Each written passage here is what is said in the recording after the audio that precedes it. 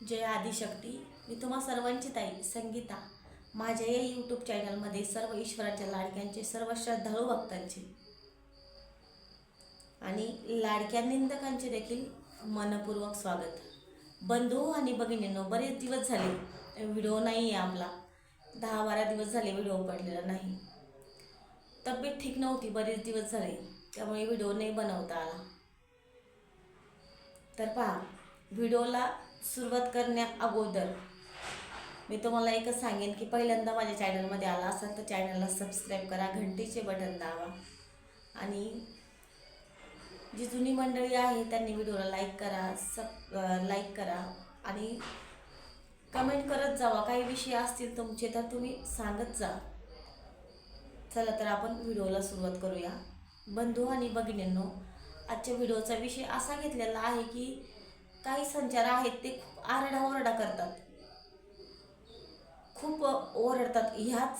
ह्या विषयावरती कमेंट देखील आलेली आहे की कुठल्या तरी ताई आहेत, काही त्यांच्या शरीरामध्ये संचार होतोय, देवीचे गाणे लावले की संचार होतोय असं त्या सांगतात आहे.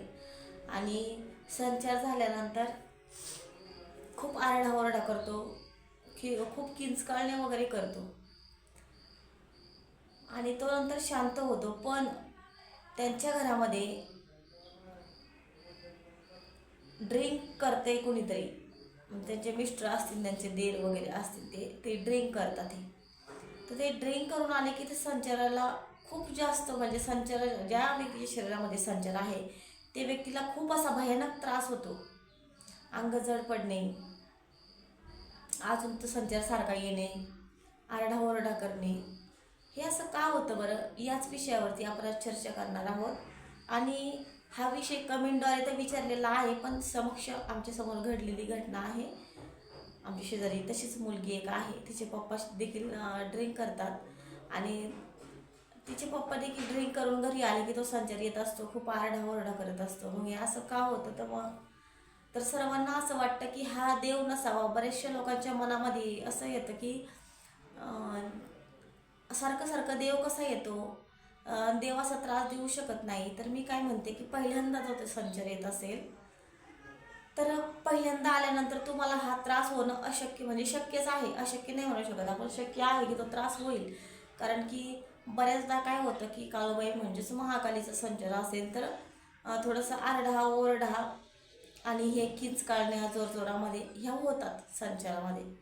आणि तो संचार लवकर जात नसेल तर त्या संचाराचे कुठला काय विषय आहे ते व्यवस्थित बघितलं पाहिजे. मला जी कमेंट आली होती तर त्यांनी सांगितलं की ताई तुम्ही यावरती व्हिडिओ बनवा किंवा यावरती मार्गदर्शन करा, म्हणून आपण आज हा व्हिडिओ घेतलेला आहे. तर असा त्रास होणं म्हणजे ते ताई आहेत का कुणी विचारले मला माहिती नाही ते. तर त्यांना मी एकच सांगेल की सर्वप्रथम तर संचार खेळतोय का हे पहिले नाव वगैरे सांगत असेल तर मग काय होतं, एखाद्या वेळेस नवीन संचार असेल तर हा सारखा त्रास होतो आणि तो संचार मोकळा झालाय का नाही झालाय ते काही त्यांनी सांगितलेलं नाही, किंवा चांगला खेळतोय का देखील ते पण मला माहिती नाही. तर त्या संचाराचं काय म्हणणं आहे ते तुम्ही व्यवस्थित जागेवरती जाऊन, म्हणजे व्यवस्थित जे गुरुवारी मार्गदर्शन व्यवस्थित करणार असेल त्यांच्याकडे जाऊन ते व्यवस्थित चेक केलं पाहिजे की असा त्रास सारखा का होतो.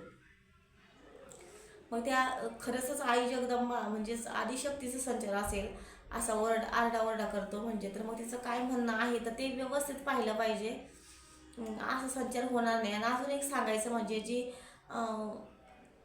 त्या संचारामध्ये त्यांनी मला विचारलेलं की ड्रिंक करून कुणी घरामध्ये आलं की तो संचार जास्त वेळा येतो किंवा तो संचार लवकर शांत होत नाही.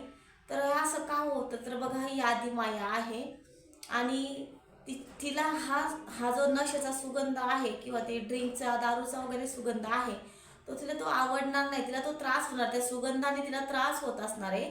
त्याच्यामुळे तो सारखा संचार येतोय, सारखा आरडाओरडा करतोय, किंवा त्याच्यासमोर तिला होऊ शकतं की ते संचार आहे, त्या संचाराला ते वास किंवा तो सुगंध म्हणावं, ते वास सहन होत नाही.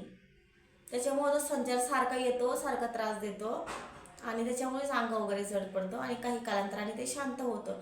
मग व्यवस्थित चेक करावं लागेल की काय म्हणणं आहे. कसं होतं की बऱ्याच लोकांचा असा गैरसमज असतो की आम्ही देवाची 5 फुलं लावली, फुल उचललं की देव घरात आला. मग शांत व्हायला पाहिजे वारं, असं नाही.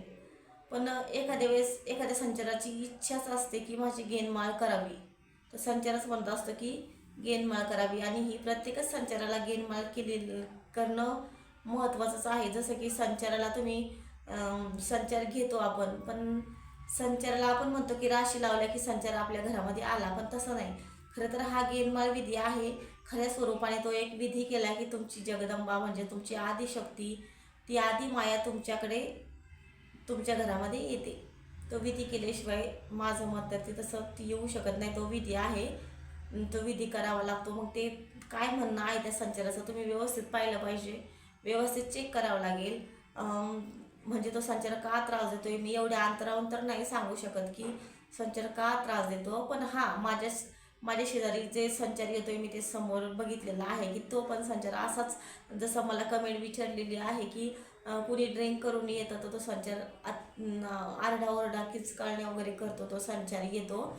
तर असाच माझ्या शेजारी आहे, तर तो सध्या संचाराचं असं म्हणणं आहे की मला घरामध्ये घ्या, म्हणजेच माझा विधी करा, माझा गेनमाळ विधी करा, असं त्या संचाराचं म्हणणं आहे. मला आनंदाने तुम्ही घरामध्ये घ्या, मी तुमच्या दारामध्येच थांबलेली आहे, असं देखील त्याचं म्हणणं होऊ शकतं. त्याचं काय म्हणणं आहे ते तुम्हाला पहिले व्यवस्थित जाणून घेतलं पाहिजे. ह्या सर्व गोष्टी आहेत. मग कसं होतं, एखाद्या वेळेस संचाराला काही आडवं आहे का ते सुद्धा बघावं लागतं. तर या गोष्टी समक्ष गादीला येऊनच चेक करावे लागतील की हा का त्रास होतो, असं का होतो, हा संचार सारखा का येतो बरं. तर याचं व्यवस्थित मार्गदर्शन किंवा व्यवस्थित पडताळणी केल्याशिवाय याच्यावरती उडत उडत उत्तर कुठलंही आपण देऊ शकत नाही. सर्वप्रथम ते पहिलं व्यवस्थित चेक केलं पाहिजे की काय आहे, तेव्हा त्याच्या पाठीमागं काय आहे का अडलं, त्याचा देखील त्रास होतोय का. किंवा एखाद्या वेळेस काय होतं की संचार हा सेम असाच संचार आरडाओरडा करत असेल तरी हे बाहेरील बाधेचे देखील संचार असू शकतात. जे काही बाहेरील बाधेचे संचार असतात, म्हणजेच बाहेर भूत पिच्छाचे याचे संचार असेल तर ते देखील आरडाओरडा करत येत असतात. आणि हे आरडाओरडा त्याच्यावरून देखील आपल्याला ती लक्षणं कळून येतात की हा बाहेरील दुष्टशक्तींचा संचार आहे. या सर्व गोष्टी आपण समोर बघितल्याशिवाय आपण समक्ष नाही सांगू शकत की काय विषय आहे. तर मला जेवढं त्यांच्या मॅसेजनुसार मला उत्तर देता आलं तेवढं मी दिलेलं आहे. तर चला पहा, तर मग तुम्हाला माझा व्हिडिओ कसा वाटला तर मला कमेंट करून नक्की कळवा. तुमच्या देखील काही समस्या असतील तर तुम्ही मला कमेंट करून सांगत जावा की काय विषय आहे. तर आणि काही अडचणी असेल तर कॉल करू शकता, भेटायला यायचं असेल तर तुम्ही फोन करून विचारू शकता, मेसेज करू शकता. आणि कुठल्याही तुमच्या समस्या असू दे तुम्ही बिनधास्त कॉल करू शकता. तुम्हाला फोन करण्यासाठी काहीही फी वगैरे काही नाही आहे, त्यामुळे तुम्ही मेसेज करू शकता, फोन करू शकता. आणि अजून काही माहिती हवी असेल तर याबद्दल तुम्ही विचारू शकता. पहिल्यांदा माझ्या चॅनलमध्ये तुम्ही आला असाल तर माझ्या चॅनलला सबस्क्राईब करा. अशीच नवनवीन माहिती मी तुमच्यापर्यंत पोहोचवणार आहे. तर तुम्ही देखील सहकार्य करायचं आहे की ज्यांना या व्हिडिओची गरज आहे, की जे व्यक्ती कुठे जाऊ शकत नाहीत किंवा अशा लोकांपर्यंत गरजूवंतापर्यंत हा व्हिडिओ पोचवायचा आहे. ही एक दैवी सेवा करायची आहे. जय आदिशक्ती.